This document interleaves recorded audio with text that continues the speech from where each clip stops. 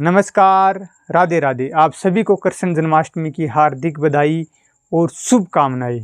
आज ही के दिन भाद्रपद कृष्ण अष्टमी के दिन मध्य रात्रि में भगवान श्री कृष्ण का जन्म हुआ था। आज से 5249 वर्ष पूर्व। इसलिए आज ही के दिन मध्य रात्रि में पूरे देश में बड़े धूमधाम से कृष्ण जन्मोत्सव मनाया जाता है। तो भगवान श्री कृष्ण के जन्म मथुरा में जेल में हुआ था और जन्म के कुछ ही समय बाद उन्हें अपने माँ बाप को छोड़ना पड़ा और गोकुल में नंद बाबा और यशोदा मैया के पास रहना पड़ा। और गोकुल में फिर वो अपना बचपन व्यतीत करते हैं और बचपन में वहाँ गोकुल की कुछ घटनाएं मैं आपको बताता हूँ। और गोकुल में वो गौ सेवा का काम बहुत बड़े स्तर पर करते हैं। लाखों गायों की वो गौ सेवा भगवान श्री कृष्ण करते थे गोकुल वासियों के साथ। और बचपन में वो गायों को चराने के लिए जो गोकुल की गोचर भूमि थी गोवर्धन पर्वत, वहाँ लेके जाते थे। एक समय जब गोकुल में बारिश नहीं हुई तो गायों के लिए चरने की व्यवस्था नहीं हो पाई गोवर्धन पर्वत पर, तो ग्रामवासियों ने जब इंद्र की पूजा शुरू की तो भगवान श्री कृष्ण ने सबसे पहले इस चीज़ का विरोध किया कि आप इंद्र की पूजा ना करो। गोचर भूमि अपनी है, गोवर्धन पर्वत है जिसमें अपनी गौ माताएँ विचरण करती है, गोचारण का कार्य करती है।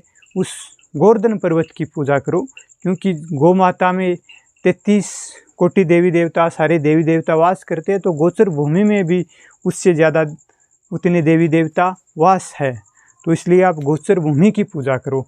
तो उस समय आज से 5000 वर्ष पूर्व भगवान श्री कृष्ण गोचर भूमि को बचाने के लिए गोचर भूमि की पूजा का बड़ा महत्व बताते हैं, बड़ा संदेश दे रहे हैं। इसके अलावा वो खुद स्वयं भगवान श्री कृष्ण गौ माता की पूजा करते थे। बचपन में जब वो गौ माता के पीछे नंगे पांव जाते थे, उनका एक प्रसंग में यशोदा मैया ने कहा आप गौ माता के पीछे नंगे पांव मत जाया करो। तब उन्होंने कहा जब गौ माता खुद नंगे पांव रहती है तो मैं तो इनको आराध्य मानता हूँ, इसलिए मैं इनके पीछे पीछे नंगे पांव रहता हूँ। इसके अलावा भगवान श्री कृष्ण ने अपने जीवन में बहुत बड़े अच्छे काम किए थे। उनमें एक सबसे बड़ा काम था संपूर्ण मानव जाति के लिए गीता जी का संदेश, जो आज भी मानव जाति अगर उस जो गीता जी का संदेश है उस पे चले तो सबका कल्याण संभव है उन संदेशों से। ऐसे आज से 5000 वर्ष पूर्व वो संदेश देखे गए थे। भगवान श्री कृष्ण बचपन में एक स्वयं गोवर्ती थे। आप ये जो गोवर्ती शब्द है इसकी मैं थोड़ी व्याख्या कर देता हूँ। गोवर्ती में होता है जैसे भारतीय देशी गोवंश है, वेद लक्षणा, जैसे वेदों में जिस गोवंश के लक्षण उल्लेखित है, जैसे भारतीय देशी गोवंश की पहचान होती है, एक तो जिनके थुई होती है, एक नीचे गल कंबल होती है, वो देशी गोवंश में गिनी जाती है। हालांकि उस समय वहाँ गोकुल में और संपूर्ण भारतवर्ष में सारी गोवंश देशी गोवंश थी।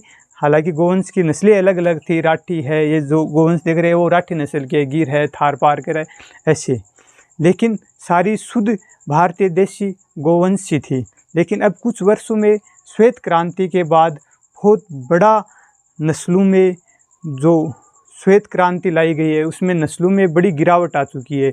एक कृत्रिम गर्भाधान से सूअर के सीमन से तैयार करके एक पशु के रूप में, जैसे विद्वान उसे गाय में नहीं मानते, जर्सी होलिस्टन अमेरिकी गाय आई है दूध बढ़ाने के लिए, उसे विद्वान गाय के रूप में नहीं मानते, क्योंकि उसका अनेक रिसर्च हुए कि उसका दूध स्वास्थ्य के लिए बड़ा नुकसानदायक है।